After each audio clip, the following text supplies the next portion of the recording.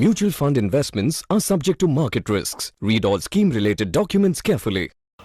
Mutual फंडमध्ये फार मोठी वेल्थ क्रिएट होते, पण असे आपल्या आजूबाजूला किती लोक आहेत? भारतामध्ये म्युच्युअल फंड 1964 पासून आहे. साधारणपणे 60-62 वर्षाचा इतिहास आहे. आपण खूप साऱ्या स्कीमही पाहतोय ज्यांनी मागच्या 10-20 वर्षात करोडो रुपये इन्व्हेस्टरसाठी बनवलेत. त्याचं CAGR 12% पासून 15-18% आहे. पण असे किती लोक आहेत आपल्या आजूबाजूला ज्यांनी ह्या म्युच्युअल फंडच्या जे काही वेल्थ क्रिएट केली आहे त्याचा फायदा घेतला आहे? मित्रांनो, जर तुम्हाला हे प्रश्न पडत असतील तर हा व्हिडिओ फक्त तुमच्यासाठी आहे. असं काय घडतं किंवा काय ही मानसिकता आहे जी आपल्याला वेल्थ क्रिएट करण्यापासून थांबवते आहे? तर आजचा हा व्हिडिओ तुम्हाला तुमच्या प्रत्येक प्रश्नाचं उत्तर देणार आहे.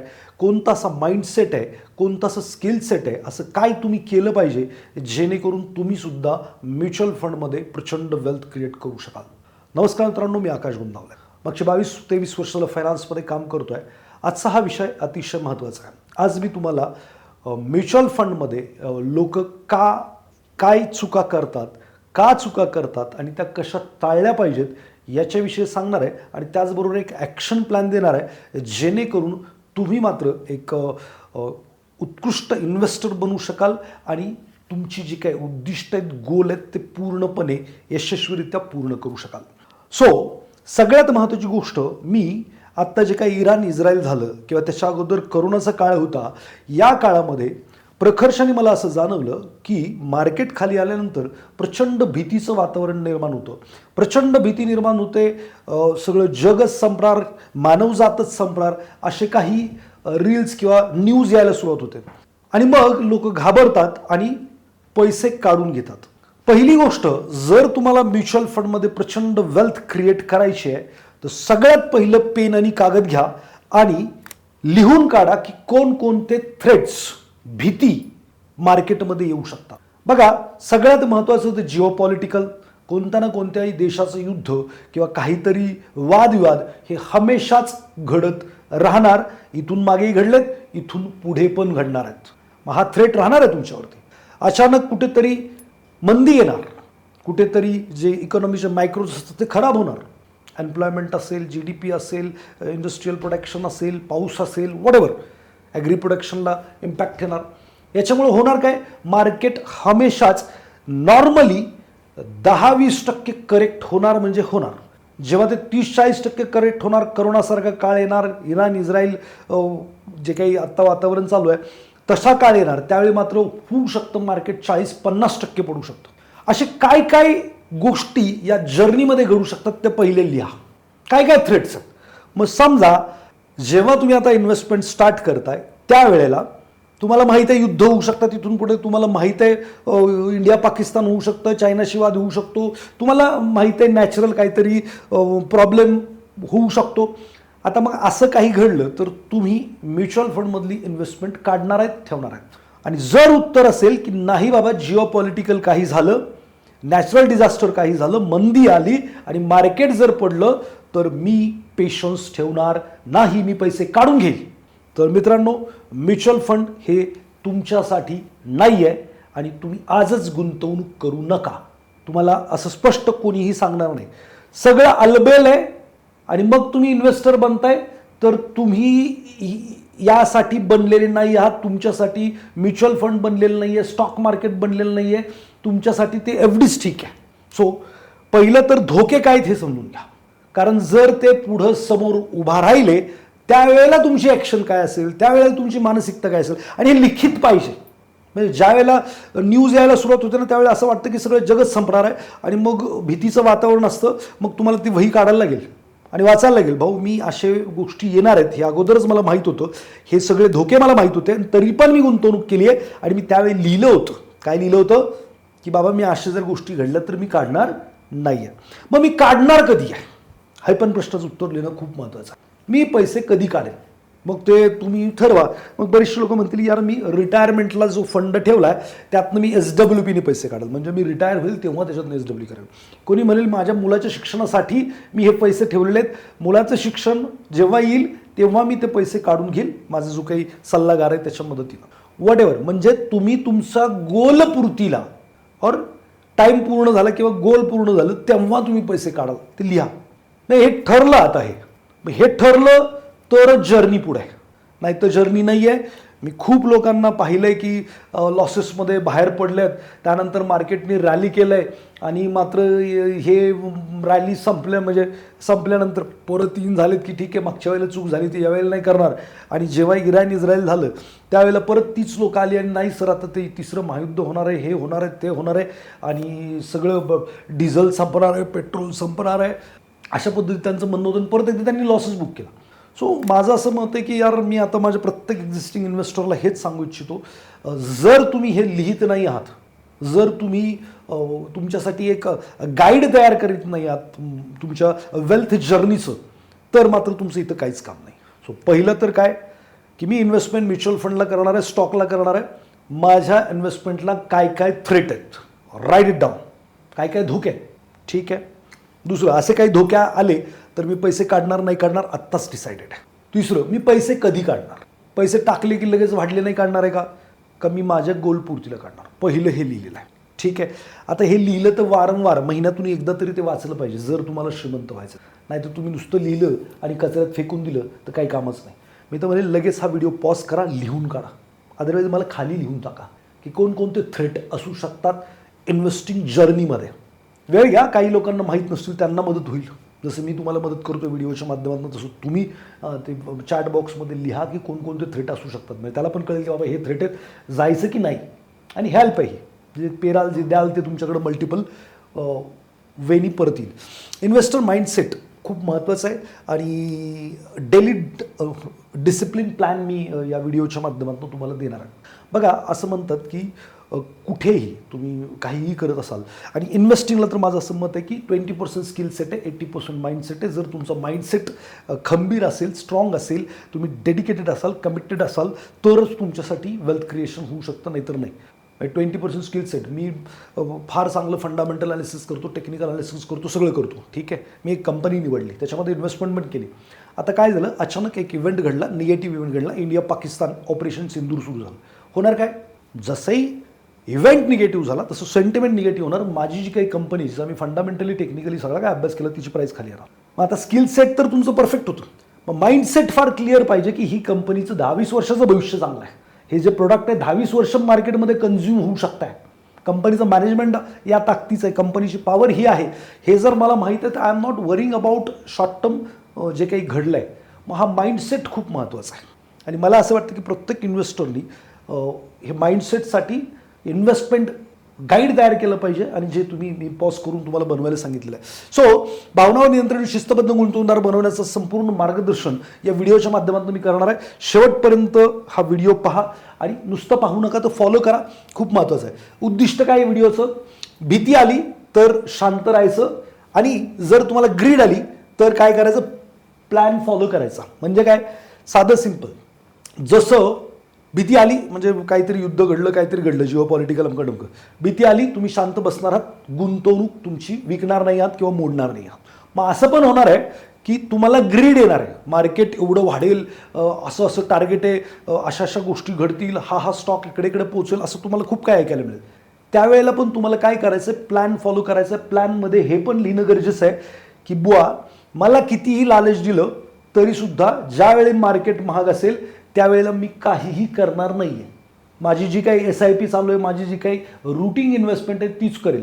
नाहीतर लोक ग्रीड पोटी कर्ज काढून इन्व्हेस्टमेंट करतात की यार बघा मागच्या वर्षी मला 30% 40% रिटर्न मिळाले, बँक मला 10%नीच कर्ज देते, मी काढून लावतो. तर ग्रीड येईल तेव्हा पण शांत बसायचं आहे, फ्री येईल तेव्हा पण शांत बसायचं आहे. मानसिकतेवरती नियंत्रण ठेवणं खूप महत्त्वाचं आहे. भावनावर नियंत्रण ठेवून शिस्तबद्ध लॉंग टर्म इन्व्हेस्टर बनणं हे अतिशय महत्त्वाचं. आता काय करायचं रुटीनमध्ये, दररोज डेली रुटीनमध्ये तुम्हाला काय करायचं आहे की स्वतःला 5 ते 10 मिनटं सकाळी, वेल्थ क्रिएशनची जर्नी आहे ही, काय तुम्हाला वाटत असेल टाईमपास आहे किंवा काय फरक पडतो, काय फरक नाही. तुम्ही जे विचार देता तसंच तुमची बॉडी व्हायब्रेशन किंवा ॲक्ट करते. Your mind and body is one system असं म्हणतात. जसं तुम्ही विचार करता तसंच तुमच्या आयुष्यात घडतं.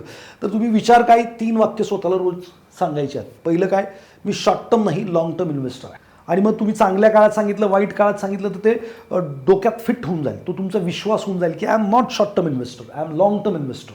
हे स्वतःला सांगायचं, लिहायचं और सांगायचं, 10 वेळा सांगायचं मी शॉर्ट टर्म नाही लॉंग टर्म इन्व्हेस्टर आहे. मार्केट पडलं तर तो माझ्यासाठी अपॉर्च्युनिटी आहे हे तुम्हाला स्वतःला सांगायला लागेल. नाहीतर हे 60 वर्ष झालं म्युच्युअल फंड भारतात आहे. मागच्या 20-30 वर्षांच्या जर तुम्ही म्युच्युअल फंडच्या स्कीम पाहिल्यात, इक्विटीच्या त्याचे रिटर्न प्रचंड आहेत. बनवले किती लोकांनी तर नाही का, तर ते सांगायला विसरले की मी शॉर्ट टर्म नाही लॉंग टर्म इन्व्हेस्टर आहे.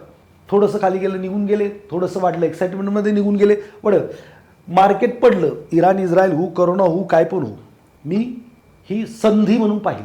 आणि हे जर तुम्ही डोक्यात ठेवलं तरच पैसे प्रचंड बनतात. तुम्ही जर हे डोक्यात ठेवलं की नाही यार पडलं की मला ते लईच भीती वाटते, करू नका एक वेळेला. पण तुम्ही प्रिपेअर्डच असलं पाहिजे. हे गायडन्समध्ये तुम्हाला मार्केट पडलं तर तो माझ्यासाठी अपॉर्च्युनिटी असेल, मी प्लॅन फॉलो करतो, इमोशन नाही. भीती असेल किंवा ग्रीड असेल हे इमोशन मी फॉलो करत नाही, तर मी प्लॅन फॉलो करतो. माझ्या मुलाचं शिक्षण, माझ्या मुलाचं लग्न, माझं परदेशवारी, माझं रिटायरमेंट, वॉटेवर जे काय आहे ते माझा प्लॅन त्याच्यासाठी आहे. आणि ते आत्ता नाही आहे, खूप नंतर आहे. शॉर्ट टर्मला सेंटिमेंट प्राईजवरती इम्पॅक्ट करतील, पण लॉंग टर्मला अर्निंगच इम्पॅक्ट करतील. सो याचा फायदा काय होणार, तुम्ही जर हे दररोज स्वतःला सांगितलं तर मार्केट पडेल तेव्हा तुमचं किंवा वाढेल तेव्हा पण मन तुमचं जे आहे ते शांत राहील, इम्पल्सिव्ह डिसिजन कमी होतील. सगळ्यात महत्त्वाचं मार्केट उघडल्यावर महत्त्वाचा नियम, मार्केट उघडलं म्हणण्यापेक्षा मी इथं असं म्हणायचं मला की जेव्हा मार्केट निगेटिव्ह असेल किंवा मार्केट पडत असेल, करोना आलाय किंवा इराण इस्रायल युद्ध चालू आहे, सगळ्यात महत्त्वाची गोष्ट न्यूज बघायचं बंद करायचं. अबाउट द मार्केट तर काहीच बघायचं नाही. दुसरं जे ॲप आहे ते डिलीट करून टाकायचं. म्हणजे जिथं तुम्हाला दिसतंय तुमचं इन्व्हेस्टमेंट डिलीट करून टाकायचं, बघायचंच नाही, कुठे जात नाही, काय होत नाही. आणि जेवढं शांत राहता येईल तेवढं शांत राहायचं, डोकं लावत बसायचं नाही. मी म्हणतो मार्केट पडल्यानंतर इन्व्हेस्टमेंट काय झालंय तिचं बघायला जाऊच नका, काही होत नाही. त्याला बघाल भीती वाटेल, मग तुम्हाला भीती वाटली मग बरेचसे तुम्ही कार्यक्रम करताच. किंवा मार्केट वाढत असताना एक्साइटमेंटला पाहू शकता, बट पडताना मात्र फार प्रिकॉशन्स घ्यायचे. रोज पोर्टफोलिओ चेक करायचं नाही, त्या काळात तर अजिबातच नाही. हां कधीतरी तुम्ही 2-4 दिवसात एखाद्या वेळेस बघू शकता पैसे आहेत का, किती गायब झाले, पण ते पण नाही केलं तर उत्तम. मी रिसेंटली मध्ये ना कुणीतरी फंड हाऊसनीच एक स्टोरी सांगितली होती एका इन्व्हेस्टरची की त्यांनी काहीतरी करोडो बनवले होते आणि साधा सिंपल माणूस होता. त्याला विचारण्यात आलं होतं की बाबा तुम्ही एवढे करोड बनवले, 10-12 करोड समथिंग, तर ते कसं काय बनवले, तुम्हाला भीती नाही वाटली का मार्केट पडलं हे झालं. तर म्हटलं खूप भीती वाटली. म्हणजे ज्यावेळी भीती वाटली ना तेव्हा मी आहे ना ते इन्व्हेस्टमेंट बघायचोच नाही, ते डोळे बंद करून घ्यायचो, काय होईल ते होईल. आणि जेव्हा मार्केट वाढायचं तेव्हा मी पाहायचो. मला खूप छान वाटलं हे उत्तर की यार खरंच तुम्हाला स्वतःवरती कंट्रोल नाही, भीती वाटते. तर बघा आपण खूप उंचावर गेलो, जायचं तर होतं, उंचावर गेलो, खाली बघितलं भीती वाटते, डोळे बंद करा. काय वेळ लिफ्टमध्ये आहात बरोबर, खाली आल्यानंतर उघडा, काही अडचण नाही. सो 2-3 दिवसातनं पाहू शकता, कारण जास्त पाहिलं तर जास्त इमोशन येतील आणि चुकीचे डिसिजन होतील. आणि होतात, रादर दॅन होतील नाही, होतातच. ज्यांनी पैसे गमवलेत ना त्यांचं एकच मी म्हणेल की त्यांनी जास्त वेळा पाहिलं, जास्त इमोशन आले, जे काय येतं, आणि त्यांनी डिसिजन चुकीचे. गोल्डन रूल, SIP चालू ठेवायची, मार्केट वर असेल खाली असेल, अजिबात ग्रीड फ्रिअरच्या वेळेला SIP बंद नाही करायची. मार्केट पडलं तर SIP वाढवायची. लमसम काय असेल तर तुमच्या ॲडवायझरला फोन करायचं, विचारायचं बाबा रे माझ्याकडे काही पैसे टाकू शकतो का, he will help you. Market वाढलं काहीही करू नका, होल्ड करा फक्त. मार्केट पडलं तर वाढवायचं आणि मार्केट वाढलं तर काय पण नाही करायचं. हे रूल्स तुम्हाला तुमच्या त्या गाईडमध्ये लिहायला लागतील. इन्व्हेस्टर गाईड म्हणूयात किंवा वेल्थ क्रिएशनचं गाईड म्हणूयात. वीकली डिसिप्लिन फॉलो करा. आठवड्यात एक वेळा स्वतःला हे प्रश्न नक्की विचारत राहा, मी न्यूज पाहून इन्व्हेस्टमेंट केलं आहे का. बघा मी तुमच्याकडे आलो, मी तुम्ही हा व्हिडिओ पाहिला, हे काही न्यूज नाही चॅनल नाही आहे, मी तुम्हाला काहीतरी लिटरेट केलं, देन यू आर स्टार्टेड. मग न्यूज डिराईव्ह डिसिजन बहुतेक वेळा चुकीचे असतात. प्लॅन पहा, न्यूज नाही. मी आज 15-20 वर्ष झालं माझ्या घरात न्यूज चॅनल नाही आहे किंवा माझ्याकडं न्यूजपेपर येत नाही, मी कधीच बातम्या वाचत नाही. मला नाही वाटत माझ्या आयुष्यात काही प्रॉब्लेम आहे, आणि मला जे माहिती गरजेची असते ना ती ॲटोमॅटिक मला मिळते. सो काही गरज नाही आहे.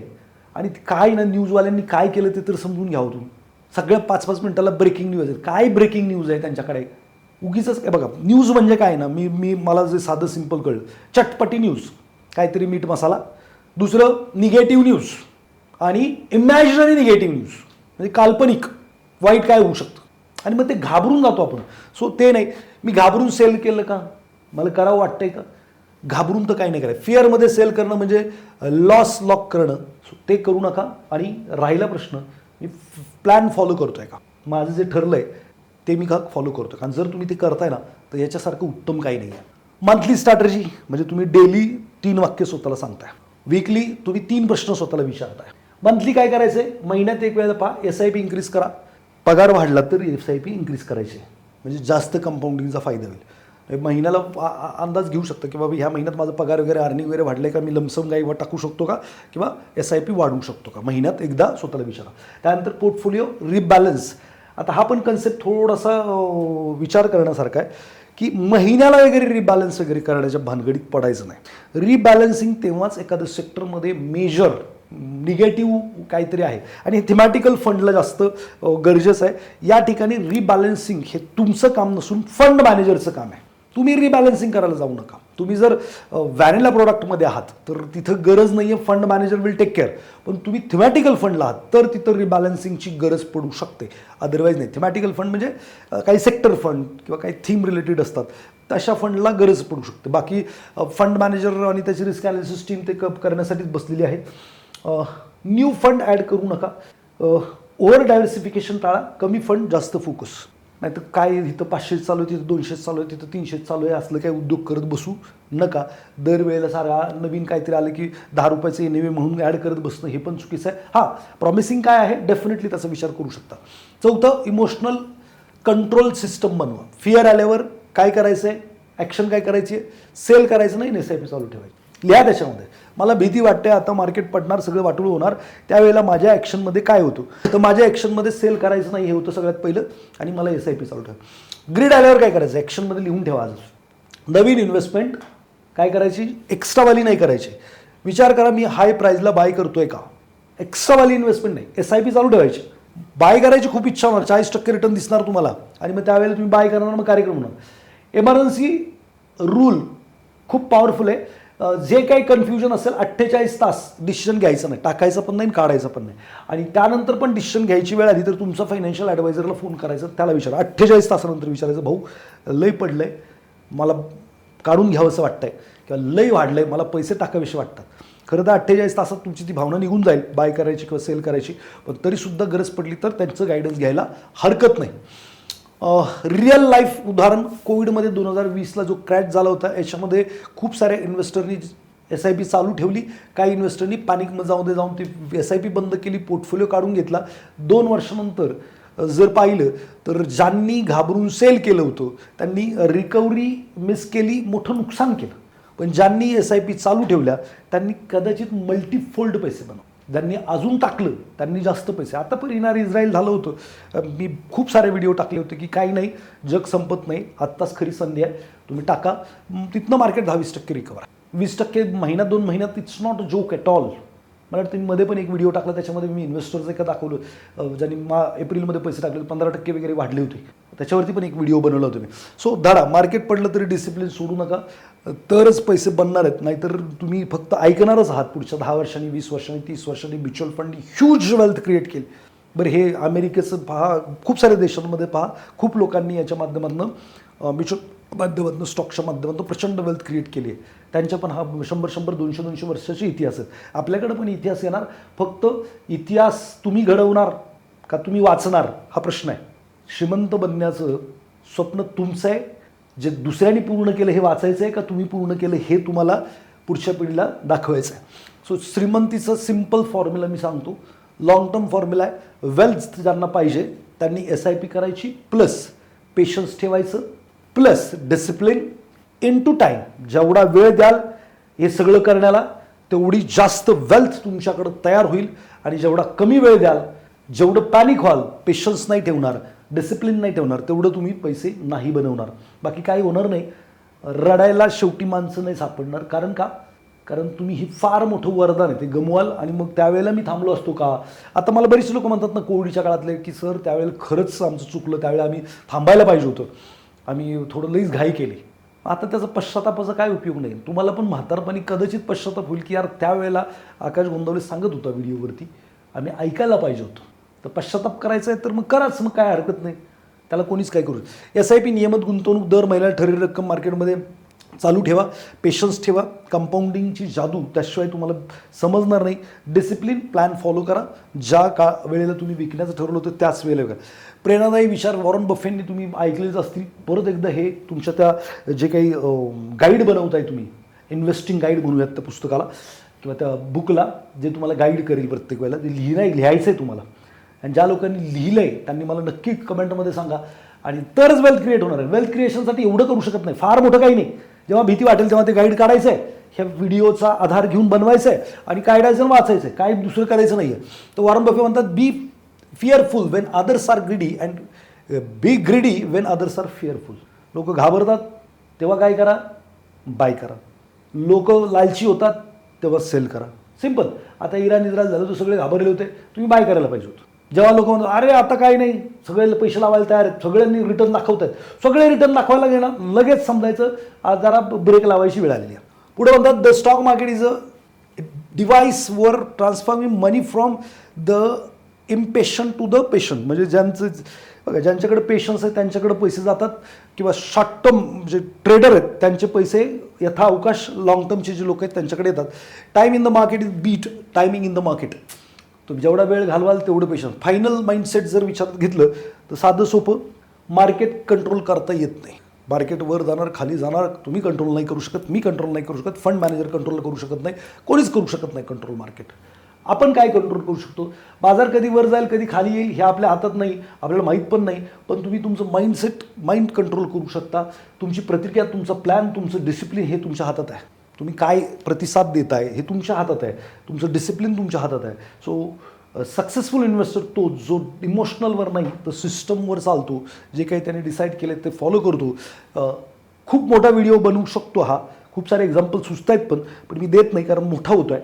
पण हे तुम्ही तुमचं इन्व्हेस्टर गाईड बनवणं खूप महत्त्व आहे. टाळण्यासारख्या चुका, न्यूज बघून लगेच डिसिशन घेऊ नका. न्यूज नेहमीच लेट असते, कधीच टायमावरती न्यूज येते आणि तुम्हाला लगेच पोहोचवतात असं नाही. निगेटिव्ह न्यूज असेल, पॉझिटिव्ह न्यूज असेल. पॉझिटिव्ह न्यूज असेल तर पहिली तर मालकाला कळेल त्या कंपनीच्या, मग तो त्याचा एम्प्लॉय असेल, त्याचं अकाउंटिंग डिपार्टमेंट असेल की आपला सेल एवढा वाढला किंवा एवढं ऑर्डर बुक आलं, मग ते सगळे त्यांच्या मित्र नातेवाईकाला सांगतील, सगळेजण बाय करतील. सोपं. त्याच्यानंतर न्यूजवाल्याला कळलं, तो त्याच्या कलिगला सांगेल, त्याच्या मित्रांना सांगेल, त्याच्या नातेवाईकाला सांगेल, आणि त्यांचं सगळं बाईंग झालं की सगळ्यात शेवटी म्हणजे 10-20% त्याची रॅली झाली असेल, जी काही ती फेअर व्हॅल्यू असेल, ओव्हर व्हॅल्यू त्या लेवलपर्यंत स्टॉक पोहोचेल आणि मग ते न्यूज देतील. जेव्हा हायेस्ट पॉझिटिव्ह न्यूज आणि हायेस्ट निगेटिव्ह न्यूज येते ना, त्याच्यानंतर उलट्या न्यूज फ्लो सुरू होतो. हायेस्ट निगेटिव्ह न्यूज मग पॉझिटिव्ह यायला सुरू होतो, हायेस्ट पॉझिटिव्ह न्यूज मग निगेटिव्ह यायला सुरू होतो. आणि मग आपण काय करतो, न्यूज हायेस्ट जेव्हा निगेटिव्ह येते तेव्हा विकून टाकतो, तेव्हा ते विकत घेतात. आणि जेव्हा हायेस्ट पॉझिटिव्ह न्यूज येते तेव्हा आपण विकत घेतो आणि ते विकून टाकतात. सो इथं तुम्ही अडकू नका. सगळ्यात शेवटी बातमी तुमच्याकडे, लॉस झालं की SIP बंद करणे.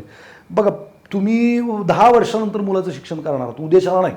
मग आज लॉस झालं तर काय फरक पडतो. Over a period of time आत्तापर्यंत कितीतरी वेळा 3-3, 4-4 वर्ष पैसे मायनस होते SIPमधले, तरीसुद्धा 15-15, 18-18% रिटर्न म्युच्युअल फंडनी बनवून दिले.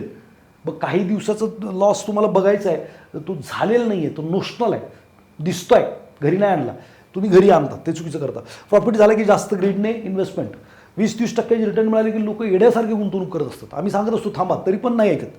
सो फार महत्त्वाचं आहे. प्लॅनशिवाय फंडमध्ये पैसे टाकणं अजिबात कामाचं नाही आहे, जे तुम्हाला डिस्ट्रॉय करू शकतं. प्लॅन आहे. बरीच लोक सर आम्हाला SIP करायची, का करायची आहे, करून बघायची आहे. काही करून बिरून बघू नका. There is no investment without target and time frame. Target पाहिजे, टाईम फ्रेम पाहिजे, तर गुंतवणूक करा. टार्गेट नाही, कशासाठी पैसे वापरणार. शेजारा गावाला गेला म्हणून, फिरायला गेला म्हणून जाणार, का शेजारीने घर घेतलं म्हणून घेणार, का गावाकडची जमीन तुमचं कारण फिक्स पाहिजे तरच गुंतवणूक करा, नाही तर नाही केली तरी चालणार आहे. डेली चेकलिस्टमध्ये SIP चालू आहे का चेक करा. तुमच्या MFDनी चेक केलं पाहिजे, जरूर नाही. तुम्ही तुमचे पैसे जातात का ते बघा, त्याचं काही नुकसान होत नाही. तुमची SIP बाउंड झाली, तुमचं नुकसान आहे. SIP चालू आहे की चेक करा. पॅनिक सेलिंग करायचंच नाही, ओव्हर बाईंग पण करायचं नाही, आणि प्लॅन फॉलो करायचा. हे 4 गोष्टी जर तुम्ही केल्या तर तुम्ही ऑलरेडी जे टॉप 10 इन्व्हेस्टर आहेत त्याच्यामध्ये येता, आणि तुम्ही त्या टॉप 10 इन्व्हेस्टरमध्ये यावं याच्यासाठीच हा सगळा प्रयत्न चालू आहे. मित्रांनो, जर तुम्ही अजून SIP चालू केली नसेल किंवा SIP करत असाल किंवा लमसम इन्व्हेस्टमेंट केलेली असेल, वॉट एव्हर, थांबा आणि एक इन्व्हेस्टर गाईड बनवा, ज्याच्यामध्ये जे काही गोष्टी मी सांगितल्या, कोणकोणते थ्रेट तुम्हाला म्युच्युअल फंड जर्नरीमध्ये येऊ शकतात, त्यावेळेला तुम्ही काय ॲक्शन घ्याल आजच डिसाईड करा. काय तुम्ही प्लॅन फॉलो करणार आहात, काय करणार आहात ते त्या पुस्तकात लिहिलं. हे 2दा बघा व्हिडिओ, 4दा बघा, आणि ते लिहून घ्या. आणि जेव्हा जेव्हा फेअर येईल, ग्रीड येईल, तेव्हा ते वाचा. हा व्हिडिओ मी म्हणेल की तुम्ही कोणाला शेअर नाही केला तरी चालेल, लाईक नाही केलं तरी चालेल, कमेंट पण नाही केलं तरी चालेल, पण हे इन्व्हेस्टर गाईड नक्की बनवा, ते तुम्हाला करोडपती बनवेल अशी हात जोडून विनंती आहे. भेटूयात पुढच्या व्हिडिओमध्ये. धन्यवाद.